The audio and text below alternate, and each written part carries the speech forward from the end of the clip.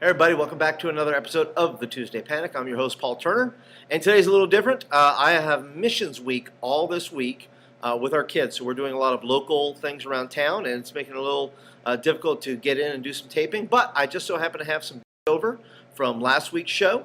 Hopefully we're going to shorten our videos just a little bit. I'd love your input on that. If you need the videos, what do you think the perfect time is for a video like this? Are you looking for how many stories or things like that? But we'd love your comments, so leave them down below. I have two news stories you can use.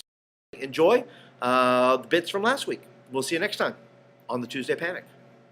Well, here's a couple of news segments I found that you can use real quick. One is about, and you watch the video down below, links down below, of an airport in Arizona where the image of Christ has appeared. Now, this is nothing new. We've seen, obviously, the image of Christ appear in all kinds of things, right? We've seen Christ appear in toast. We've seen Jesus appear in a Cheeto, right, on Glee, right? We've seen Jesus make these appearances, but I don't think it's necessarily, I think it's all about what you're looking for. But in this story of in Arizona, where in the airport on the floor, the image of Christ, and people walk up, and it's funny how people don't see it immediately. They don't see it until somebody says to them, "Oh, that's Jesus." And people go and they look and they look at it and they go, "Well, I don't know what it is," until somebody kind of does that. But then in the video, there's a piece where a man says, "Man, I really need to see that today." Brings up an awesome discussion about with your kids. You could use this to say, look, if we're looking for Jesus, we'll find him. Jesus said, if you look for me, God said, if you seek for me with all your heart, you'll find me.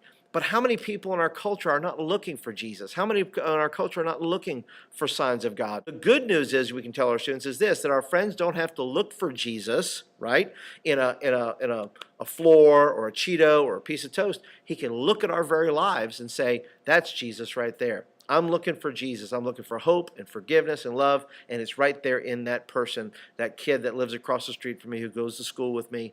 That's Jesus right there. I don't have to go looking for him in an airport, an airport floor somewhere. So that's good news. So use it with your kids. Tell me, how are you going to use that story with your kids? On the opposite end of it too, as well, is that there's a story, and I found this is about 3 years ago, is the fact that there's an image of Satan coming off the bathroom wall of this family's home.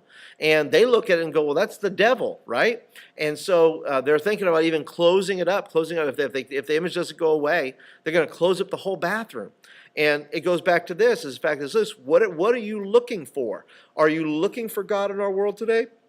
Or are you looking for the devil? Are you looking for all the terrible things? This speaks to our attitude. It speaks to our aspirations. It speaks to, all kinds of things like that. So bring that up with your kids and tell me, how would you use these two opposing stories? People seeing God, seeing Jesus, and people seeing Satan in their bathroom walls. Once again, Satan's got to brand himself too, I guess, too, right? He's done an awfully good job of that, and in the worst kind of ways in most cases. So how you use these stories, tell me below. I'd love to hear about it right there. Hey, thanks again for stopping by and watching another episode of the Tuesday Panic. I hope that you got what you needed. I hope you found the stories useful and that you'll be able to use it for your upcoming youth meeting or Sunday school or small group. And I hope you liked me enough that you want to hang out with me a little bit more. So please hit the like button and also hit the subscribe button. That way you can keep up with me every week as I bring you the Tuesday Panic and as I bring you other things like real-time training and special little snippets of things that are going on maybe in our youth ministry that may benefit yours. But thank you so much. Thanks for being here for the Tuesday Panic. I'm your host, Paul Turner, and we will see you next time. Don't forget to leave a comment. Bye.